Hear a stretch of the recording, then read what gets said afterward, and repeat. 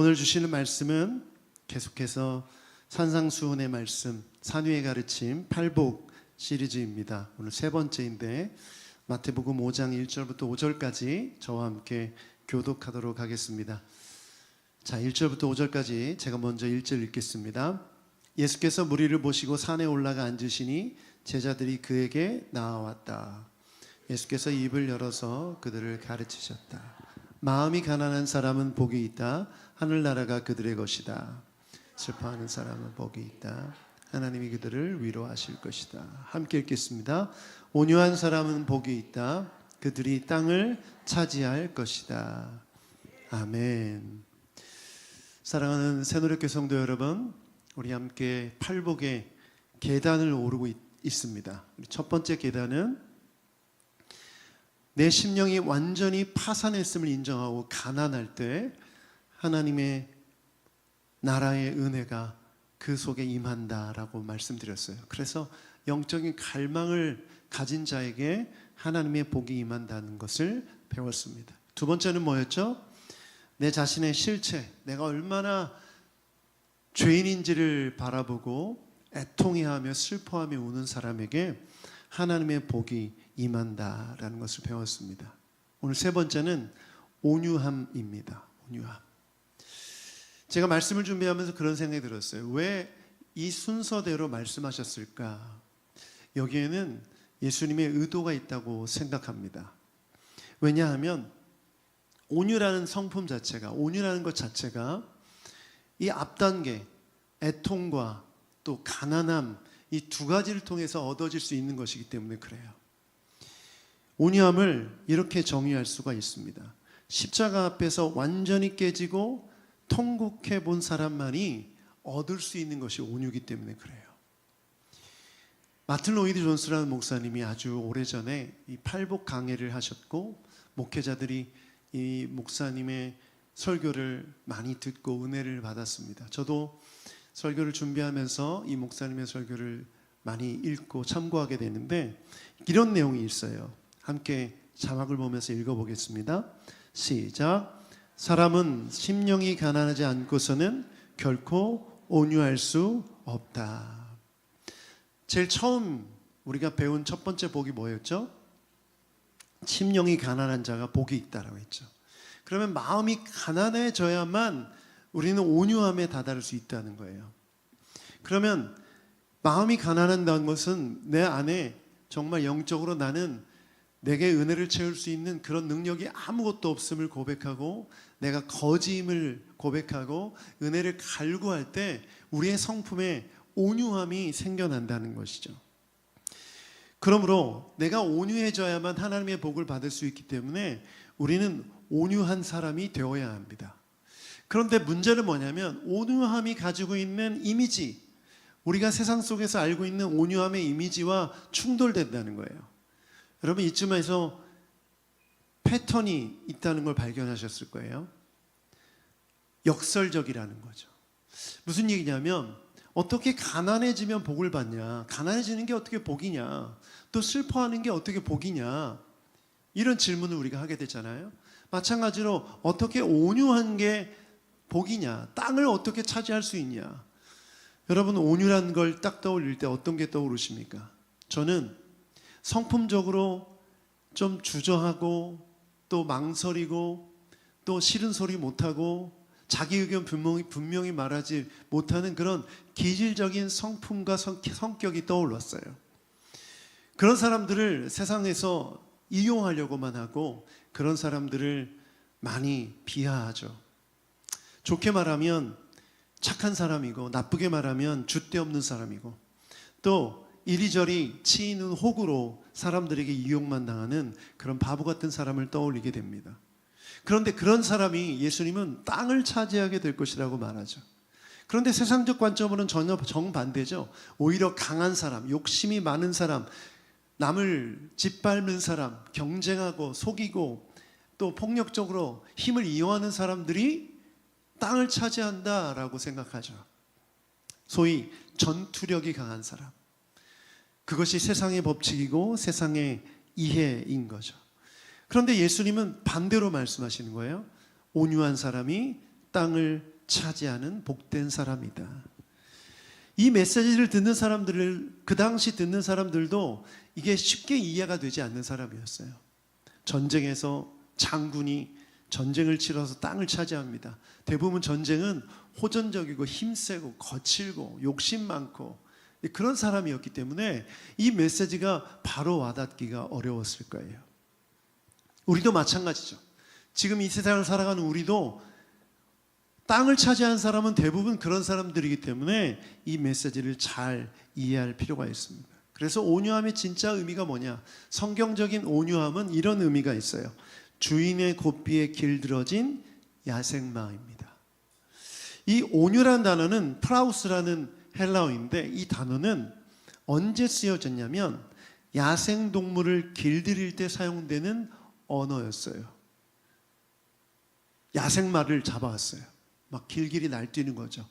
야생마의 말의 고삐를 채우려면 얼마나 힘듭니까? 길들여지지 않으면 그걸 채울 수가 없죠. 또 주인이 그 말 등에 탈 수가 없어요. 발길질을 하고 날뛰기 때문에 말에서 떨어져 사람이 죽기도 하고 부상을 입기도 하죠. 그래서 초원을 달리는 그 거친 그 말을 떠올려 보십시오. 그 말을 데려다가 조련시키고 그 말이 그 조련 상태에 의해서 길들여진 것이 바로 온유라는 겁니다. 제가 그래서 이미지를 하나 준비했는데 초원을 달리는 이런 말입니다. 갈퀴를 날리면서 그 힘 있는 근육으로 힘 자랑을 하는 말이에요. 근데 이 말이 어떻게 됩니까? 온유하게 되면 이렇게 됩니다. 고삐가 메어져 있고 그 위에 주인이 타고 있어요. 그러면 이 주인이 멈추라고 하면 멈추고 가라고 하면 가는 겁니다. 자, 그럼 여기서 질문이 생겨요. 그럼 이 말이 힘이 빠졌습니까? 말의 이 능력이 사라졌습니까? 그렇지 않죠. 말이 가지고 있는 마력, 그 힘은 여전히 있습니다. 그런데 그 힘이 고삐를 통해서 누구에게?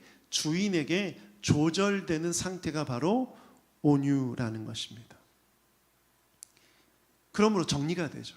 아, 세상적인 유약함과 성경이 말하는 온유함은 다른 것이구나. 불의를 보고 화를 내고 싶은데 화를 낼 용기가 없는 것이 온유함이 아니라는 거예요. 속으로 끙끙 앓면서 할 말 못하는 그런 상태가 온유가 아니라는 것이죠. 타고난 성품이 부드럽고 유해서 사람들과 잘 지내는 게 온유가 아니라는 거죠.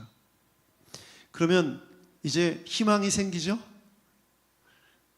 네, 특히 세상적으로 온유하지 않은 분들은 희망이 생깁니다. 나도 온유해질 수 있구나. 여러분, 예수님의 말씀에 아주 놀라운 게 있어요. 아까 제가 특징이 역설적이라고 했잖아요. 반대의 개념을. 두 번째는 일관성이 있다는 거예요. 누구나 할 수 있다는 거죠. 만약 이게 성격과 기질로 타고난 성품과 기질이라고 말했다면, 아, 나는 안 되겠네, 이렇게 예수님의 말씀을 거절하고 듣지 않으려고 했을 수 있었을 거예요. 그러나 예수님이 말씀하신 온유는, 프라우스는 누구나 가능한 것입니다. 그리고 그 사람에게 뭐가 임한다? 복이 임한다. 자, 그러면 여러분에게 질문하고 싶어요. 여러분은 지금 온유하십니까? 우리의 주인 되신 주님의 고삐에 잘 반응하십니까?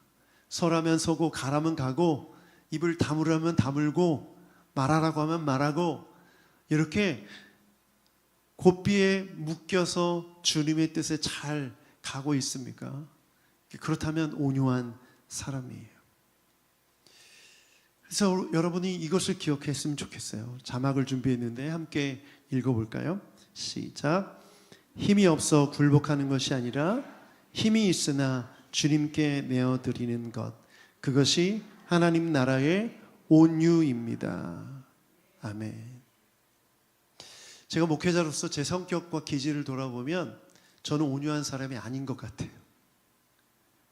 그런데 목사가 되어서 목회자로서 지금까지 주님이 저를 고삐로 끌고 가시는 것 같아요. 때로는 서라고 했는데 가고 싶고 가라고 했는데 서고 싶을 때가 있었지만 그때마다 몸부림치기도 하고 힘들었기도 했지만 결과적으로는 방향이 주님이 원하시는 온유함으로 나아가고 있는 것 같아요. 힘이 빠지는 게 아니라 힘을 내려놓는 거죠. 내가 힘이 빠져서 하나님 앞에 어쩔 수 없이 끌려가는 게 아니라 힘이 있어도 내가 그 힘을 내려놓고 순종할 수 있는 상태, 그것이 온유함인 줄 믿습니다. 좋은 성경 모델이 있어요. 바로 모세입니다. 광야 40년 동안 하나님은 모세를 빚어가셨어요. 민수기 12장 3절을 보면 이런 말씀이 있어요. 함께 읽어보죠. 시작. 모세로 말하면 땅 위에 사는 모든 사람 가운데 가장 온유한 사람이다. 하나님이 모세를 칭찬하셨어요. 가장 온유한 사람이다. 그런데 여러분, 모세 진짜 온유한 사람이었습니까? 성격과 기질적으로는 그렇지 않죠. 모세 어떤 사람이었어요? 그가 왕자로 자라면서 자신의 지식과 힘과 또 어떻게 보면 전투 기술이 뛰어났어요. 그래서 자기 동족을 괴롭히는 애굽의 이집트의 군인을 보고, 이집트 사람을 보고 혈기를 참을 수가 없어서 화가 나서 그 사람을 때려 죽입니다. 맨손으로. 그리고 모래 속에 매장을 하죠. 몰래 자신의 죄를 은폐하려고 합니다. 바로 이 상황만 보더라도 이 사람이, 모세가 성격적으로 기질적으로 온유한 사람이 아니라는 걸 알게 돼요. 이 사람 정말 혈기왕성한 사람이고 고집센 사람이고 폭력적인 사람이고 또 교활한 사람입니다. 그런데 갑자기 하나님께서 모세에게 거의 시험과 같은 상황이 발생되게 됩니다. 그게 뭐냐면 민수기 12장에 보면 미리암과 형 아론이 모세에게 대들죠. 표면적인 이유는 모세가 구스 여인, 지금의 이티오피아 북쪽에 있는 그 땅의 여인과 결혼했기 때문인데, 그들이 원래 이렇게 대들었던 이유는 이런 이유 때문에 그래요. 민수기 12장 2절을 보면 주님께서 모세하고만 말씀하셨느냐, 우리하고도 말씀하시지 않느냐. 하나님과 말씀하고 있는 모세에게 대들면서 우리도 하나님과 소통할 수 있다, 이 얘기를 한 거예요. 그러니까 이때 과거의 모세 같으면 당장 아무리 형과 누나였어도 당장 처벌을 하거나 화를 냈을 텐데 그때 아무 말도 하지 않습니다. 어떤 변명도 하지 않아요. 어떤 반격도 하지 않아요.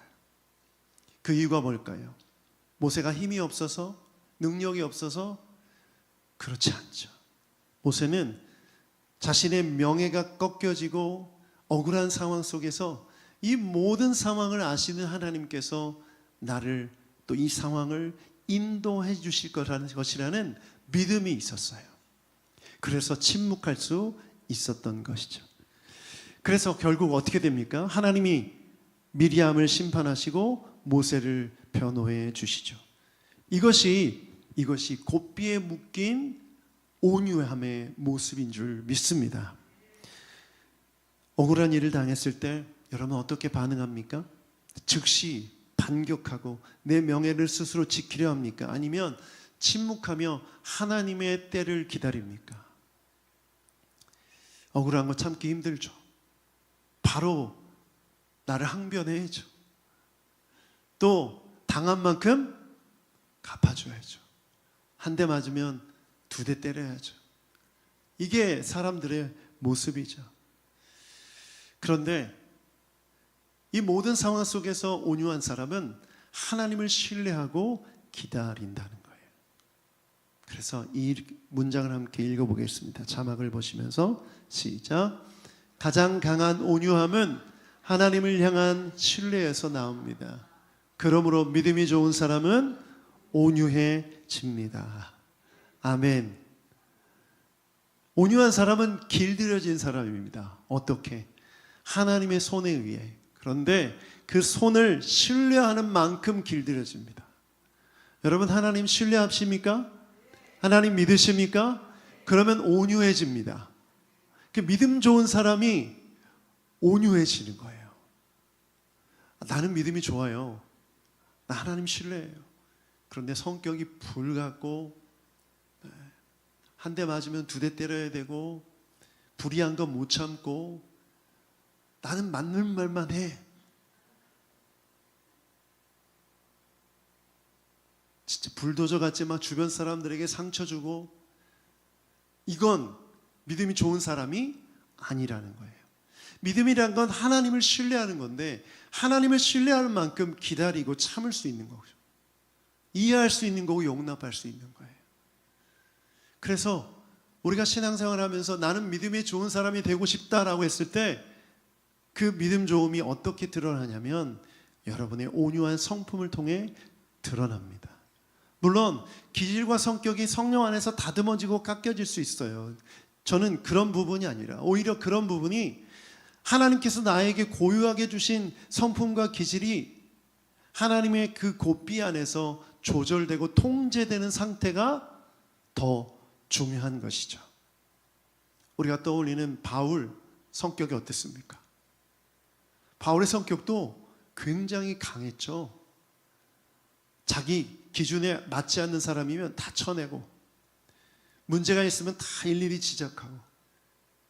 그런데 바울이 그 선교 여행을 다니면서 하나님의 고삐에 묶여 있을 때 그는 결국 온유한 믿음의 사람이 되어서 마지막 모습은 모든 것을 포용하고 품을 수 있는 정말 하나님의 사람이 된 것이죠. 저는 그래서 우리 새누리교회 모든 성도들이 성도로서 신앙생활의 경력을 자랑하는 만큼 온유해지는 분들이 되길 축복합니다. 내가 30년 신앙생활을 했으면 30년치 온유함이 좀 있어야 돼요. 우리 찔리시는 임직자들 있기를 바랍니다. 목사로서 저도 마찬가지죠. 제가 목회자로서 20년, 30년 목회를 자랑할 것이 아니라 그 시간 동안 하나님께서 나와 함께 하셔서 얻게 된, 보여지게 된 온유함을 자랑할 수 있는 사람이 되어는 그런 목회자가 되기를 여러분 기도해 주시고 저도 소망했으면 좋겠습니다. 자, 이제 그렇다면 이 온유한 사람이 받는 복이 뭘까요? 아주 중요한 겁니다. 마지막 메시지 읽어보죠. 그들이 땅을 차지할 것이라고 말합니다. 여러분, 이 말씀은 예수님이 처음 얘기하신 게 아니에요. 이미 그 당시 유대인들, 이스라엘 백성들은 알고 있는 내용이었어요. 시편 37편을 보면 이런 말씀이 있어요. 37편 11절입니다. 자막을 보면서 읽어보죠. 시작. 겸손한 사람들이 오히려 땅을 차지할 것이며 그들이 크게 기뻐하면서 평화를 누릴 것이다. 여기 보면 겸손이라는 단어가 나오는데 이 단어의 원어가 아까 모세를 온유한 사람이라고 말할 때 그 단어와 같은 단어입니다. 그 한글 번역이 그때는 온유로 번역했고 여기는 겸손이라고 번역했는데 두 가지 의미가 한 단어 안에 다 있어요. 겸손과 온유 같은 맥락에 있는 단어입니다. 그러니까 이 모세의 온유함이 곧 겸손한 것과 같은 것이죠. 그리고 이것은 시편 37편 11절에 이미 말씀되었던 거고 그 말씀을 예수님이 인용하시면서 가르치신 것입니다. 다시. 그러면 시편 37편을 고백하던 이스라엘 백성들과 예수님이 이 말씀을 전하실 때 듣던 이스라엘 백성들은 땅이란 단어를 물리적인 땅으로 이해했어요. 우리가 지금 발을 붙이고 살아가는 그 땅. 특별히 그들은 하나님이 가나안 땅을 주셨다고 믿기 때문에 가나안 땅이 그 땅이라고 믿었어요. 특히 12지파, 지파에게 분배된 자신들의 땅을 기업이라고 여겼기 때문에 그 땅을 떠올렸을 거예요.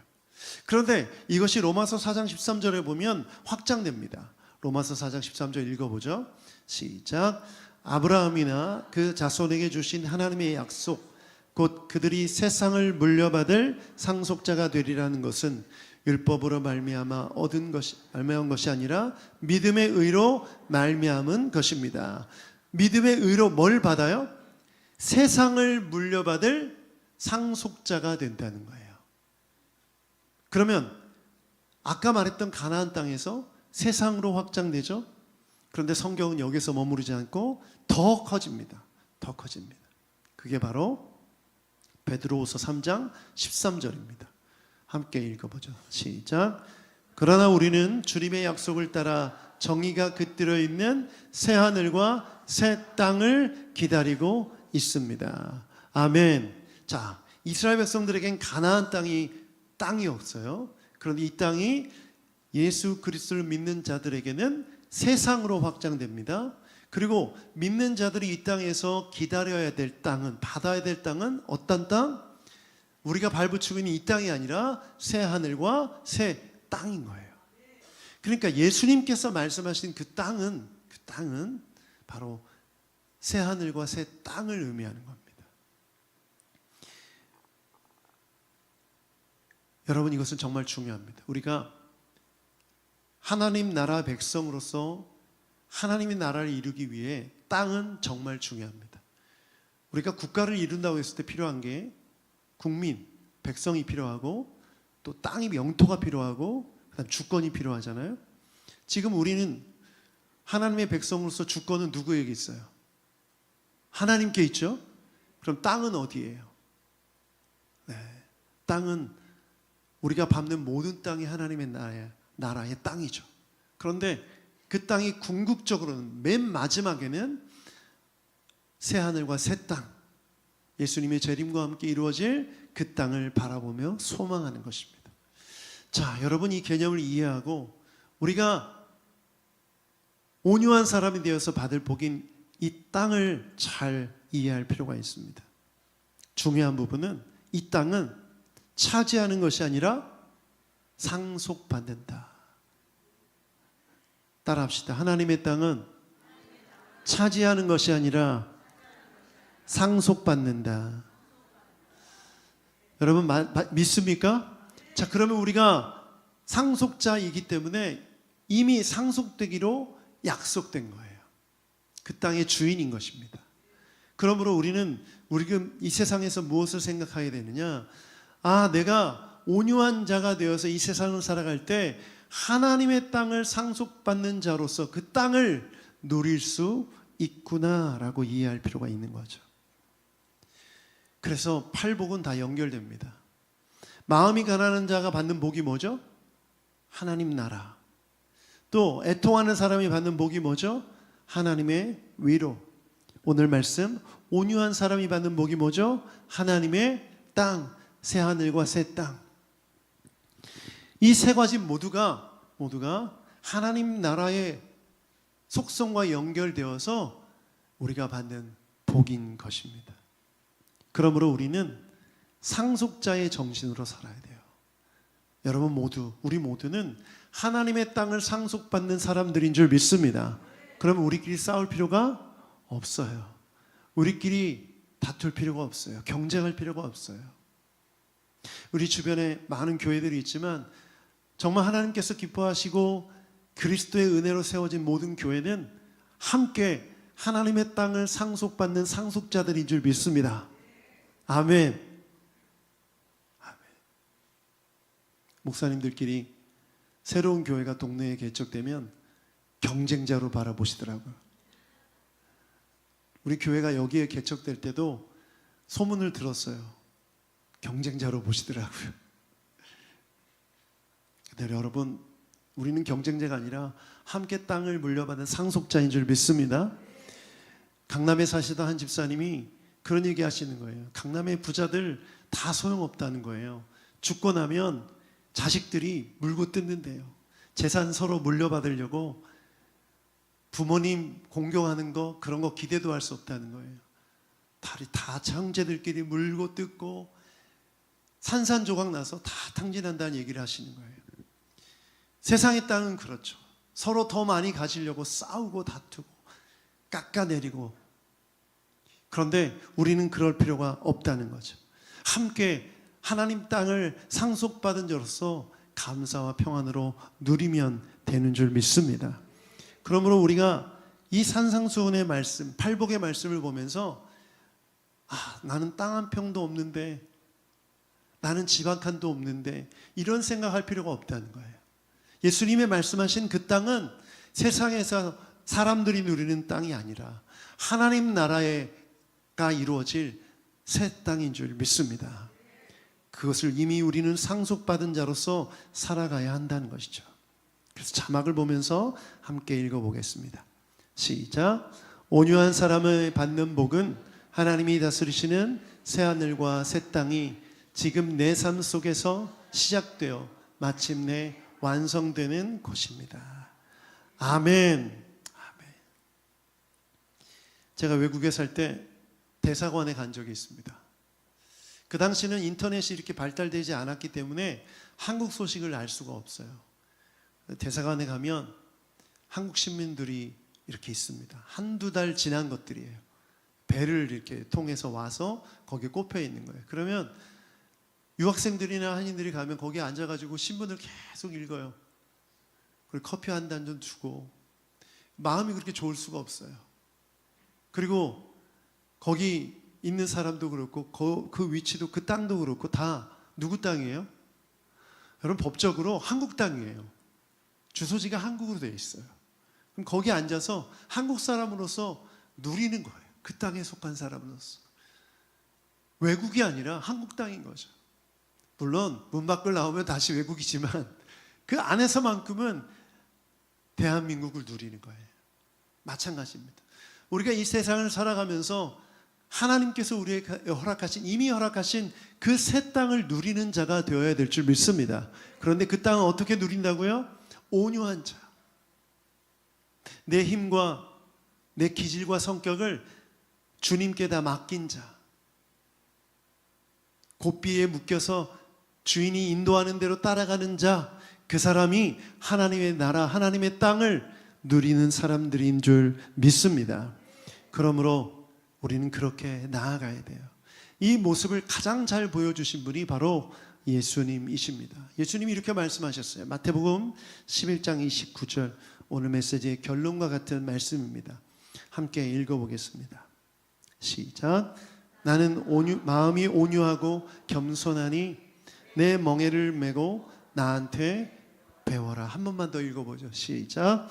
나는 마음이 온유하고 겸손하니 내 멍에를 메고 나한테 배워라. 아멘. 아멘. 우리 교회에 소변기가 하나 고장 나가지고 최근에 그걸 고치느라 여러 명이 고생했습니다. 그 중에 가장 고생하신 분이 우리 신라키 장로님이세요. 제가 어떻게든 고쳐보려 했더니 제 능력으로 안 되더라고요. 그런데 신라키 장로님께 부탁드렸는데 오중근 목사님까지 오셔가지고 셋이 달라붙어서 막 뭘 했는데 우리 중에 제일 실력이 좋은 분이 신라키 장로님이셨어요. 제가 옆에서 보고 다음에 저렇게 하면 되겠구나. 배웠어요. 여러분, 예수님 믿으십니까? 예수님 따라가고 계십니까? 그러면 뭘 배워요? 온유와 겸손을 배운다는 거예요. 예수님이 이렇게 말씀하셨잖아요. 나는 온유하고 겸손하니 내 멍에를 메고 나한테 배워라. 우리가 예수님을 따라가면 온유와 겸손을 배울 수밖에 없어요. 그러므로 우리가 신앙생활 열심히 하면 반드시 온유해집니다. 그런데 그 온유하지 못하게 하는 내 혈기와 내 기질과 내 욕심과 내 고집과 내 교만함, 그것이 문제인 거죠. 나는 야생마야. 난 절대 길들여지지 않아. 하나님도 이해하셔야지. 내 성격 다 알고 구원하셨으니. 이런 마음 가지면 안 된다는 거죠. 맡겨드려야 됩니다. 물론 하나님이 다 알아서 다스려 가시고 인도하시지만 근본적으로 내 성품과 내 기질과 내 모든 것의 주인이 예수님임을 인정하고 예수님의 온유와 겸손을 배우기 위해 고삐를 날마다 내어드리는 여러분이 되길 축복합니다. 내 고삐를 내가 지고 내 마음대로 살려고 하는 것이 아니라 주님께 내어드리고 예수님께 내어드리고 배우는 여러분 되길 주님의 이름으로 축복합니다. 이 시간에 함께 기도합시다. 기도할 때 주님, 내 안에 있는 내 힘을, 내 성격과 기질을 다스려 주시옵소서. 오늘도 주님의 고삐에 매인 온유한 사람으로, 온유한 그리스도의 종으로 살아가게 하여 주시옵소서. 하나님, 세상에서 땅을 차지하기 위해, 세상 것을 차지하기 위해 욕심내고 싸우고 혈기 부리고 분노하고 살아갔던 우리의 모습을 예수님 앞에 내려놓게 하여 주시고, 예수님의 손에 이끌려 모세처럼 예수님처럼 온유하고 겸손한 자로 하나님의 땅을 누리게 하여 주시옵소서. 새하늘과 새 땅을 누리게 하여 주시옵소서. 오늘 주신 말씀 기억하며 함께 기도로 나아갑시다. 함께 기도하겠습니다. 그렇습니다.